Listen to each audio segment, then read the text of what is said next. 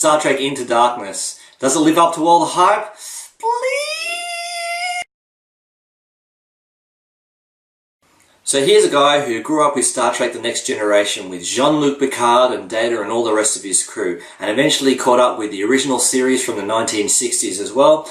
Is also a huge fan of Voyager, a huge fan of Deep Space Nine. Star Trek Enterprise basically doesn't exist to me, and then the new movie in 2009 comes out, and I'm nervous as hell because, you know, these reboots, they don't always go. So then the next movie is announced, the 2013 Star Trek Into Darkness. Of course, I'm extremely excited. I've been a fan since I was about 7 years old, and this is either going to make or break the franchise. And you always have that thought, like, this is going to make or break the franchise. I mean, really it won't. There's enough of a fan base, you know, it's going back now like 45 years. There's enough of a fan base now that, you know, it'll really sort of never die, no matter what reincarnation happens to pass or fail from the viewer's perspective. But still, this needs to be good. Star Trek Into Darkness. The previews and the trailers have looked incredibly badass. We're talking about the Enterprise falling from space into the Earth, into an ocean. We're talking about images of Star Trek HQ being completely destroyed. We're talking about women screaming in the previews so loudly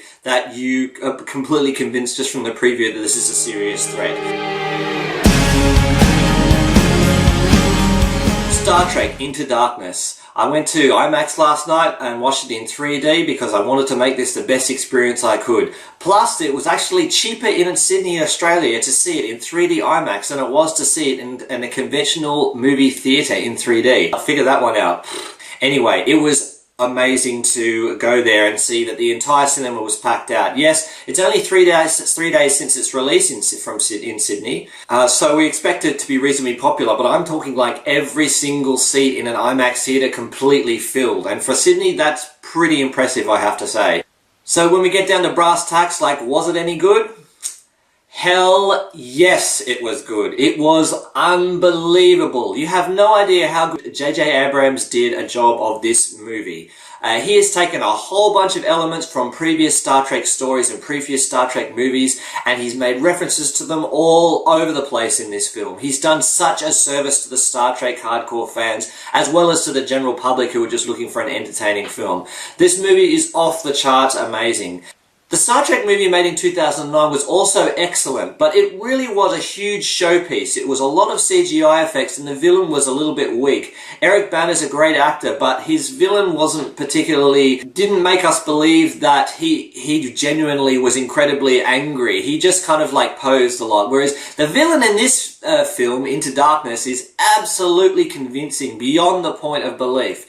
His acting is so good. He does an amazing job. We're talking the full range of emotions while keeping in character. He is awesome, and he puts the other actors to shame in a small way. And the villain in this movie is certainly the star of the movie, certainly. More so than Captain Kirk's character or Spock's character or any other character in the film. The effects are phenomenal. Once again, they have a massive showpiece in terms of like really showing off the effects, you know, really making it a spectacular movie. But it doesn't override the story. Most of this movie is spent with actors' faces on the screen chatting and talking about the story and talking about their experience, which is fantastic because it allows for deep character development, thorough plot development, and a believable story with relatable characters. And in the end, no matter how much money you pump into a movie, that is what's going to make it a success or not. So there are twists and turns in this film. It's not as straightforward as you're led to believe, and I kind of like that. I like how these days, particularly with the Iron Man movie and Star Trek Into Darkness, the previews are really suggesting a plot which doesn't actually turn out to be the way you expect it to be, and I think that's really great. A big mistake that movies like Oblivion make is that they just reveal too much in the preview, and then when you go to the movie hoping that there's a twist or turn and there is none, you end up like enjoying the film, but you know, it wasn't that fascinating or interesting, and you've forgotten about it in like, you know, half a day. Whereas movies like this, where you're not sure what the outcome's going to be, the preview leads to believe it's going to go in a certain way, and it goes in a completely different direction, you know, then it becomes a really interesting film.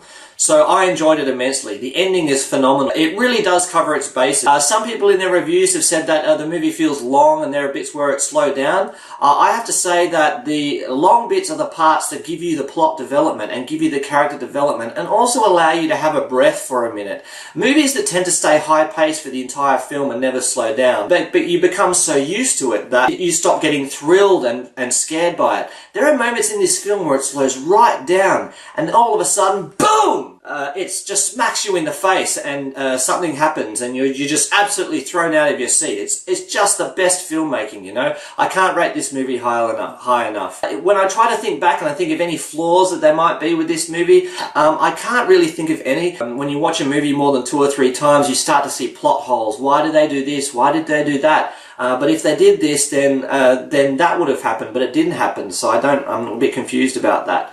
And there was a couple of plot points which I was like, but what if, but you should have done that. These may be explained away given enough thought, but they were really minor points. Other than that, it's fantastic. They stick to the lore of Star Trek. They've done a better job at portraying the characters and telling a fantastic story than they did in the 2009 movie that they made. And they've stayed true to the concept which they developed in 2009, which is a very factory-style innards of the ship. The same bridge, all white and glass. The uniforms are really fascinating. They appear to have tried to combine uniforms from the 60s with a more modern flourish for today's audience. I don't know how the audience is going to receive that. In a way, it's a nice homage to those previous outfits, but in another way, it seems a little bit silly to make these outfits the way that they did. But it, again, didn't detract very much from the film. Overall, when you put together the expectation of the audience from the previews and the teasers that were put out, combined with the actual presentation of the film, the story, the plot, the actors, and the conclusion to the whole story, I couldn't have seen a better film. Yes, I'm biased because I'm a massive Star Trek fan. That also makes me a bigger critic of how they treat this franchise. And for this movie, they did a fantastic job. I'm going to give this film 5 out of 5. It was awesome.